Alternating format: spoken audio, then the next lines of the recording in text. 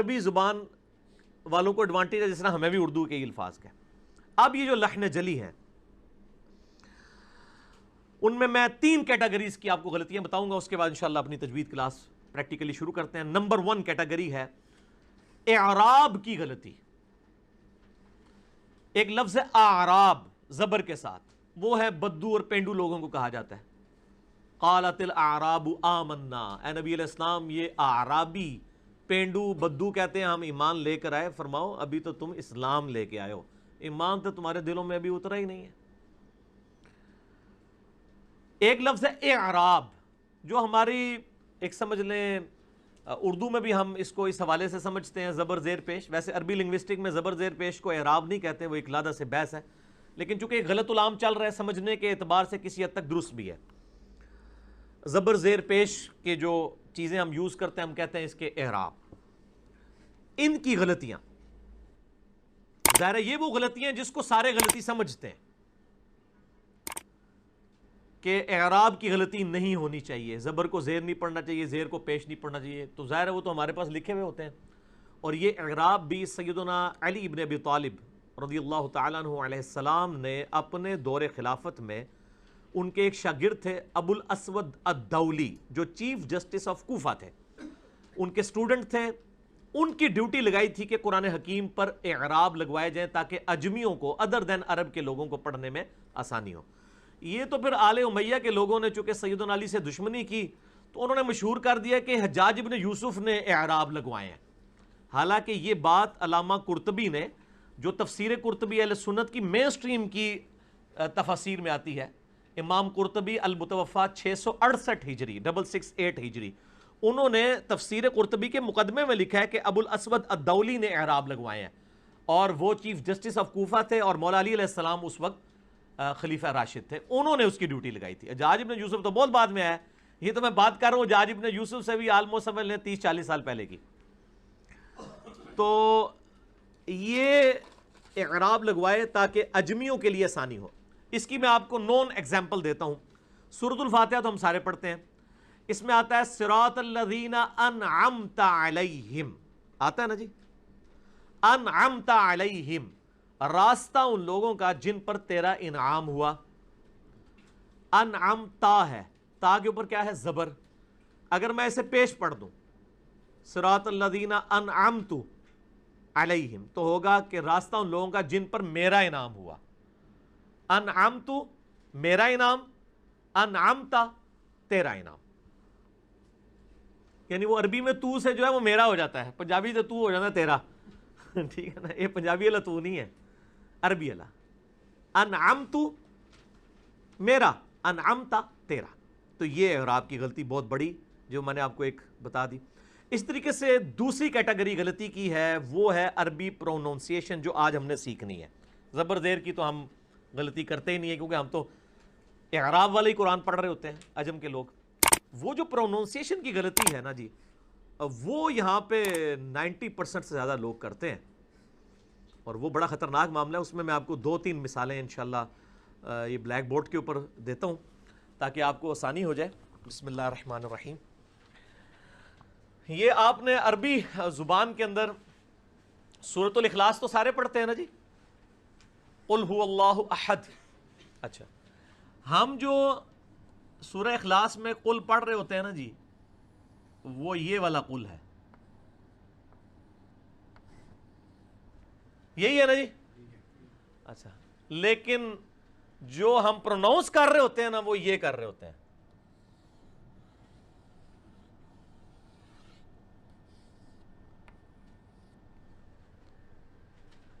یہ والی کاف جس کو ہم کش والی کاف کہتے ہیں. اب یہ والی جو قاف ہے قینچی والی کاف, اور یہ دوسرے کعبے والی کاف, بڑا فرق ہے. اچھا, اردو میں آپ کسی سے پوچھیں وہ کہے گا یہ بھی کل ہے یہ بھی کل ہے, لیکن عربی والا کیا کہے گا, یہ کہے گا وہ کہے گا یہ ہے قل اور یہ ہے کل. بلیک بورڈ کور کرنا ہے فرحان صاحب پوری گفتگو میں, آپ نے میرے ساتھ اس کو کور کرنا ہے تاکہ یہ نظر آتا رہے. اچھا, اب قل هو اللہ احد کا مطلب پتہ کیا ہے, کہہ دو اللہ ایک ہے. اور جو آپ میں سے اکثریت پڑھتے ہیں قل هو اللہ احد، اس کا مطلب پتہ کیا ہے؟ کھا لو اللہ ایک ہے. کتنا فرق ہے. کہہ دو کھا لو، تو کھا لو کلمہ کفر نہیں بن جاتا. اردو میں تو کام چل جاتا ہے، لیکن جب ہم عربی پڑھیں گے تو اس کو قل اور کل یہ سیکھنا پڑے گا. اس کو سیکھنا پڑے گا. یہ ان 20 حروف میں سے جو میں نے بتائے تھے جو آپ کو آتے ہیں، اور وہ 9 حروف جو آپ نے سیکھنے ان میں سے ایک یہ والا قاف ہے. وہ سکھانے والا کام میں بعد میں کروں گا.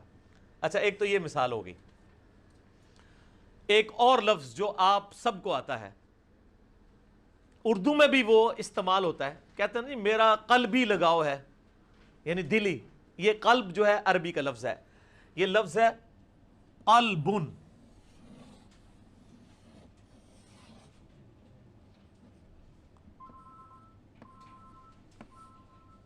قلبن وقف کرتے ہیں تو یہ بنتا ہے قلب، دل.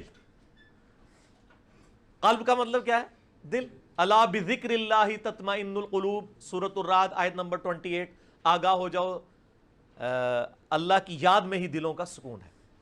اچھا، اب یہ دوسرے والا اگر قلب لکھ دیا جائے، ہائے ہائے ہائے، ایک کم از کم میرے اسٹوڈنٹ کو پتہ ہونا چاہیے کیا مطلب ہے.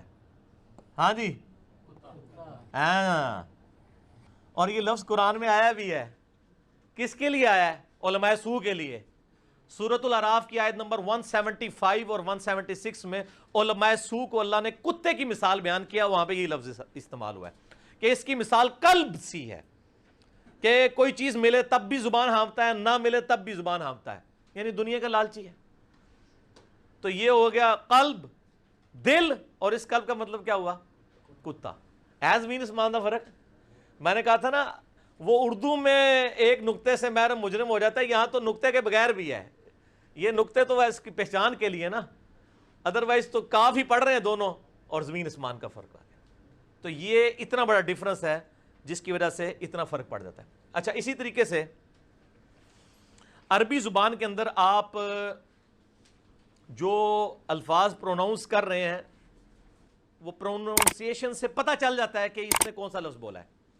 مثلا میں اگر لفظ بولوں علی، جس نے نئی نئی اردو سیکھی ہے اس کے دماغ میں علی یہ بھی آ سکتا ہے اور علی یہ بھی آ سکتا ہے، صرف ایک زبر ہی لگانی ہے نا.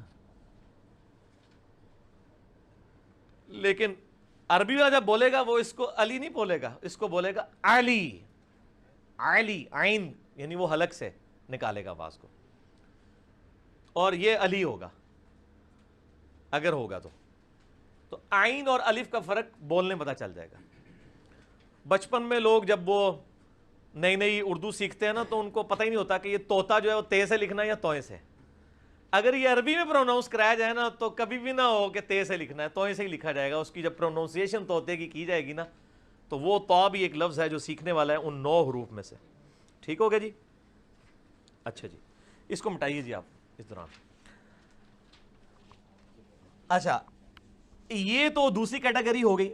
اب ایک تیسری کیٹیگری ہے، وہ ہے الفاظ کو کھینچنے کے اعتبار سے. ایک تو میں نے زبر زیر کی اعراب کی غلطی بتائی، دوسری غلطی بتائی ہے پروناؤنس کرنے کی. اب تیسرا ہے کہ الفاظ کو تھوڑا سا زیادہ کھینچ دیا، کم کھینچنا تھا، وہ بھی زمین اسمان کا فرق ڈال دے گا. عربی میں یہ بھی ایک کیٹیگری ہے، اور یہ بڑی خطرناک معاملہ ہے یہ بھی کہ کم. اور ہمارے لوگ تو جب طرزیں لگا لگا کے پڑھ رہے ہوتے ہیں ہاں ہے، تو وہ تو ہر ایک چیز کو کھینچ رہے ہوتے ہیں. اس کی بڑی ایک مشہور مثال ہے قرآن حکیم میں، وہ ہے ان ربی لغفور الرحیم.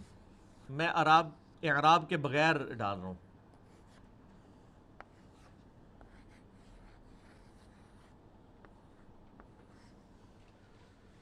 ٹھیک ہے جی.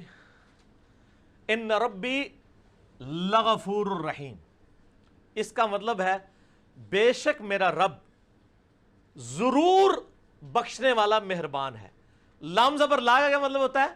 یہ اکثر وہ علماء تقریر لام تاکید دی ہے، اے او ہے لام تاکید، اے او لام تاکید ہے کہ ضرور ہے بخشنے والا مہربان. لیکن ایک بندہ اس کو پڑھ رہا ہے وہ طرزیں لگا کے ان ربی لا لمبا کر دیتا تو اس لا کا کیا مطلب ہے؟ نہیں. ٹھیک ہے جی. اس لا اور اس میں یہ لا ہے، یہ جھٹکے سے نہیں پڑھنا لیکن نرمی سے، لا، اور یہ ہے لا. لیکن جو طرزیں لگا لگا کے پڑھ رہے ہوتے ہیں ان کو تو پھر کوئی سمجھ نہیں آ رہی ہوتی ہے. ٹھیک ہے. اس طرح آتا ہے ثم لتسألن یومئذ عن النعیم، اس دن ضرور تم سے نعمتوں کے بارے میں پرسش ہوگی.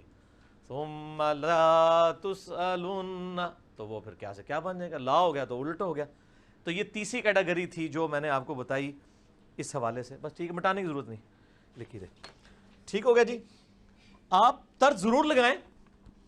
یعنی ہم بھی 1994 سے عربک قاریوں کی کیسٹیں لگا کے، اب تو یوٹیوب بھی ہے، آپ لگا کے پریکٹس کریں، ترنم کے ساتھ پڑھیں، اور سنت ہے، پسندیدہ ہے.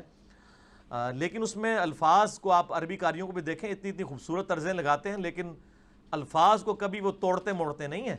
یہ ہمارے علماء حضرات ہیں جو تقریریں کرتے ہوئے وہ ایسی طرز باز کر لگاتے ہیں کہ وہ پھر آگے لوگ سبحان اللہ کہہ رہے ہوتے ہیں. وہ عذاب کی آیات بھی پڑھ رہے ہو تب بھی لوگ سبحان اللہ کہہ رہے ہوتے ہیں. ادھر تو کہنا چاہیے وَلِعَوْذُ بِاللَّہ یا اللہم اجرنا من النار، یہ نہیں وہ کہہ رہے ہوتے، وہ کہتے ہیں سبحان اللہ. تو صحیح بخاری میں ایک حدیث ہے انٹرنیشنل نمبر کے مطابق 7527، اور مشکات المصابیح میں بھی موجود ہے 2194، کہ آپ صلی اللہ علیہ وآلہ وسلم نے فرمایا لیس منا من لم یتغن بالقرآن، وہ ہم میں سے ہے ہی نہیں ہے جو قرآن حکیم کو ترنم کے ساتھ نہیں پڑھتا. ایڑا راتی سوال پوچھے اسی کہ جی ترنم لگا کے کیوں انجینئر صاحب پڑھتے ہیں؟ نبی علیہ السلام فرمایا وہ ہم میں سے ہے ہی نہیں جو قرآن حکیم کو ترنم اور خوش الہانی کے ساتھ نہ پڑھے. لیکن اس خوش الہانی میں یہ چیز ضرور ہونی چاہیے کہ الفاظ جو ہے نا وہ بدل نہ جائیں، ورنہ تو بڑی مصیبت کھڑی ہو جائے گی.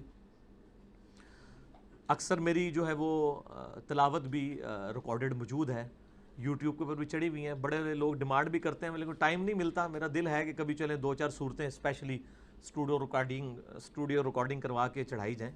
لیکن ہم سے بہتر پڑھنے والے عربی قاری دنیا میں موجود ہیں، آپ ان کے ساتھ پریکٹس کریں، اور مختلف قاریوں کے ساتھ آپ پریکٹس کرنی شروع کریں. یعنی ان کے کیسٹ لگا کے یا یوٹیوب کے اوپر ویڈیو اپنے اسمارٹ فون پہ لگا کے اور کانوں پہ لگا کے قرآن حکیم سامنے کھولیں اور ساتھ ساتھ ان کے ساتھ اسی طرز پہ پڑھتے جائیں.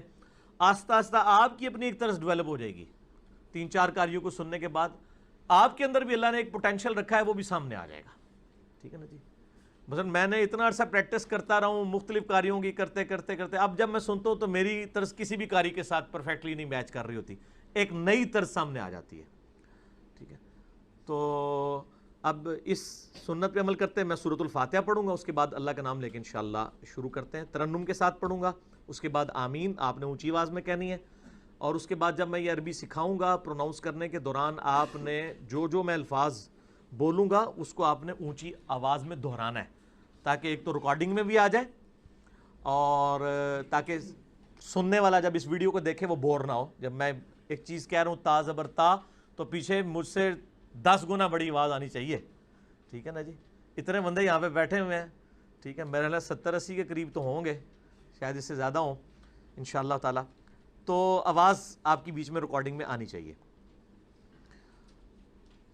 اعوذ باللہ من الشیطان الرجیم، بسم اللہ الرحمن الرحیم. الحمد للہ رب العالمین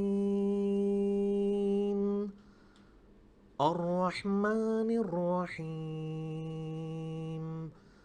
مالک یوم الدین ایاک نعبد و ایاک نستعین اهدنا الصراط المستقیم صراط الذین انعمت علیہم غیر المغضوب علیہم ولا الضالین